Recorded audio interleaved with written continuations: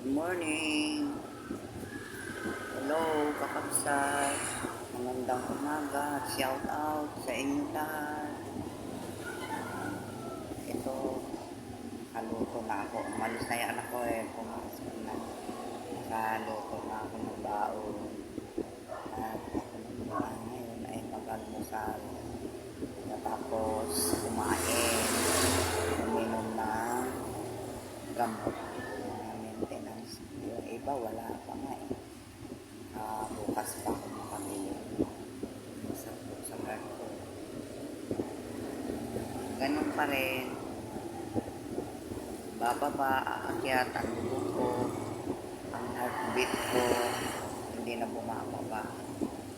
Nasa pa lang, laging 100. Ganun na lang. Kaya bawal sa akin ang mapagod, ma-stress, lahat na. Ganun talaga. 70 na kasi ako, mag-71 na.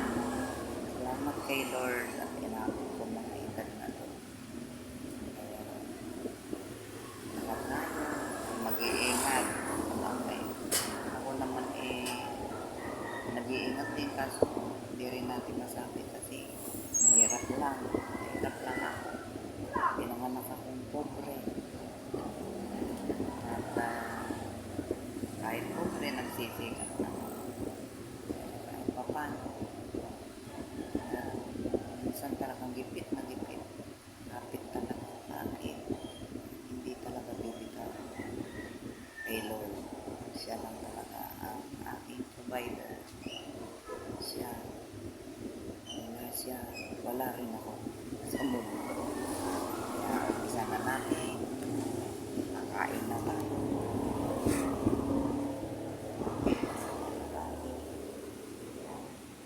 Sinunod. Tapos itlog. Dito. Tawag dito? Saba. Tapos, ayan. Tapos yan yung ating mga damit.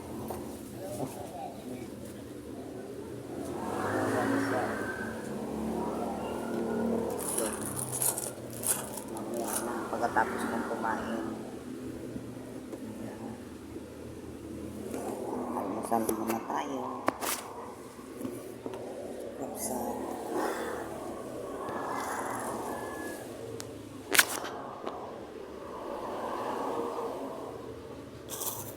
Panis din ako kaso wala pang palaman. Tapos yung aking iniinom na kape ngayon, binigay sa akin ng kaibigan ko yung diabeta herbs. Binigyan ako. Hindi ko subukan ko daw yun. Kasi niniinom ako dito sa Red. Hindi pa ako nakapag-order kaya wala pa nga ako. Pero, siyempre, member naman ako doon. Discounted. Kaya lang, siyempre, nagtaas na. Kaya nahirapan na din ako. Kaya inuuna ko muna yung aking mga gamot. Maintenance. Ayan, may nagbigay sa akin. Mantalin habang may nagbibigay.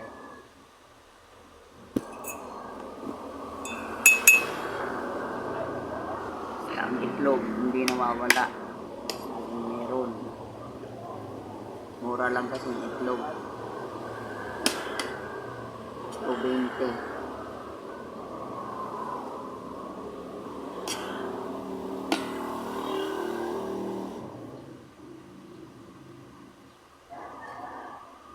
Tapos kumain,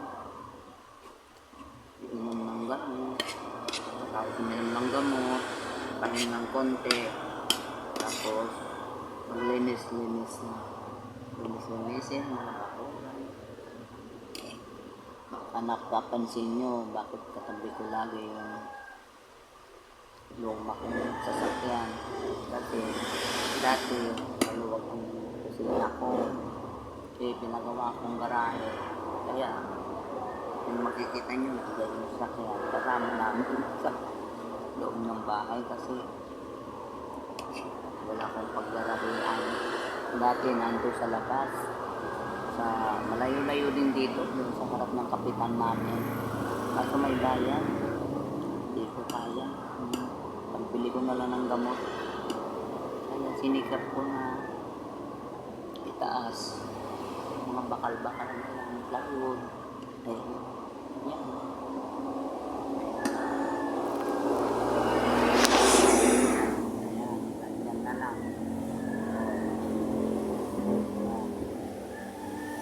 Sa taas doon ako nagpapahinga kaso wala pang kesame kaya mainit ang hangin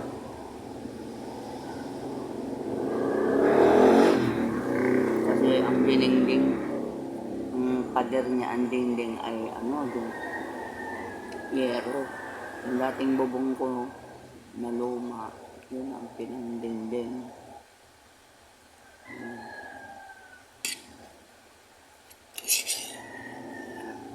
Nag-ipon ulit para may pagawa kasi gusto ko makabuo ulit ng tindahan ko kahit pa paano may papasok piso diba? Mahirap ako ang anak ko hindi naman ako pwedeng aasa lang sa mga anak ko may pamilya rin sila kaya kung anong iabot salamat kung wala pasensya kasi ganon din ako dati hirap na hirap ako mag-aaral sila kung anong sagot ng asawa ko kaya kakasiyahin ko kaya ang ginagawa ko na nagsa-sideline ako kasi maaga rin ako retired dahil yung pangalawa kong anak sakitin. Sabi ng boss ko, anong pipiliin mo? Yung anak mo o yung trabaho mo? Sabi ko, siyempre anak ko. Kaya ayun. Self-employed na lang ako. O sideline. Nagtitinda ako ng ulam, luto-luto. Hanggang inabot na ako ng mga apo ko. Pag-asawa naman ako. Nagluto-luto ako ng ulam. Tiniis ko lahat yun, kaya siguro ayun dito na yung mga pagod ko.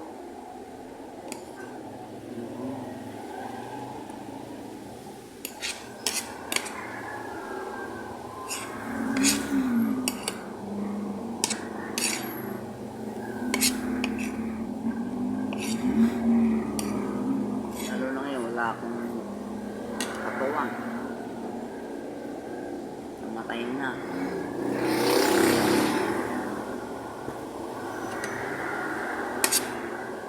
Malapit na anniversary niya, February 29.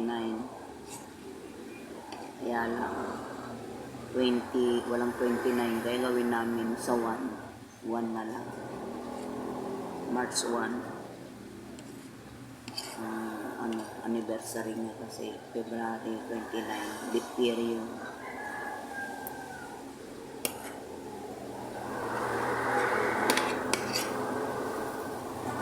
Nakausap ko siya sa sarili ko. Sabi ko, huwag mo muna akong kukunin.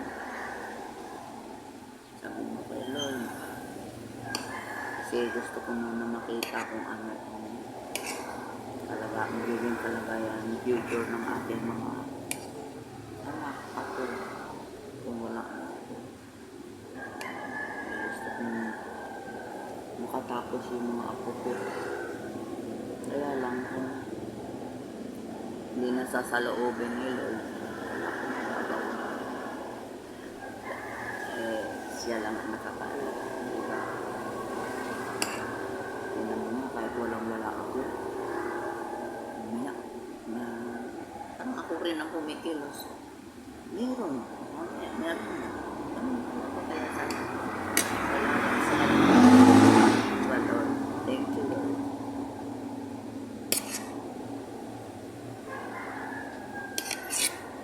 Kasi dati mabilis ako. Gusto ko magtinda. Ngayon,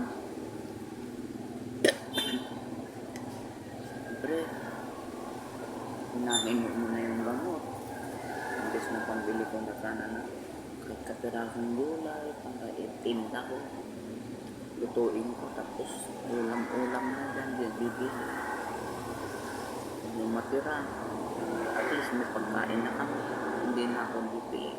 May tinubo pa ako. So hindi ko na kaya na. Mahina na. Siguro mga 15 hakbang o 10 hakbang. Hingal na hingal na ako. Kaya ganun na ka nakakakabsa. Mahina. Yung mga nakaraang araw, medyo malakas-lakas pa. Pero sobrang lamig. Hinang-hina ako. Kompleto naman yung gamot ko. Kaya punta ka ako. Wala man akong ubo. Saka may anti-flu ako na injection. Yung bakuna. Tapos meron din akong anti-pneumonia. Kompleto ako. Kaya salamat kay Lord. Baka isa rin yun sa medyo nagpapalakas sa akin. Pero yung sa puso ko yun, hindi ko kaya. Yung heartbeat ko, napakabilis. Ang bilis. Parang ang bata talaga. 10 kilos lang. Hingal na ako. Nangihina ako pa. Kagaya na. Umalis ako ng Sabado. Gusto. Hindi ko na may akbang kasi nangihinayang ako kung nag-taxi ako. Ang laki ng diferensya pag nag-bus ako. Magkano lang. 12 pesos. Mula Muñoz hanggang Katipunan. 12 lang. Eh kung mag-taxi ka, kulang ng 200. Binili ko ng gulay ngayon. Nakita ko sa Muñoz may mga gulay sa Rio. Bumili ako. Yung pagbitbit ko doon, hiningal ako. Kaya doon. Doon na pinapangakan talaga. Kaya kailangan ingat ko talaga. Ayoko na. May mga bitbit. Pag aalis ako, gusto kong bumili ng kasama. Kasi sayang din yung pagpasahe.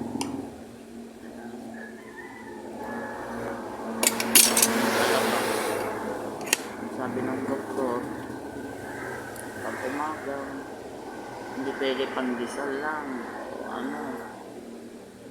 Kasi wala kang protina. Pandesal, sugar din yan. Sabi ng doktor ko, yung ka ng mga masusustansya. Pwede itlog kung yun lang ang kaya mo. Sa akin ng doktor. Hindi na nga kami nagkakarni. Hindi nga ako nagkakarni. Ngayon, karne manok. Pero kung yung baboy, hindi na kami. Kasi, tapos na rin yung mga anak ko kasi mga high blood na rin, may diabetes, yan. Diba na sila sa amin.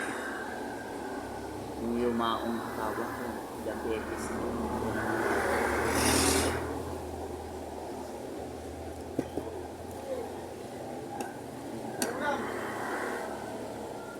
Maraming salamat kung nagtsatsagang tumulong, mga nag-review sa akin, yung mga naglalike kung meron naman, at yung papalo sa akin. Maraming salamat. Good morning, and don't forget to follow and like. Thank you. Bye.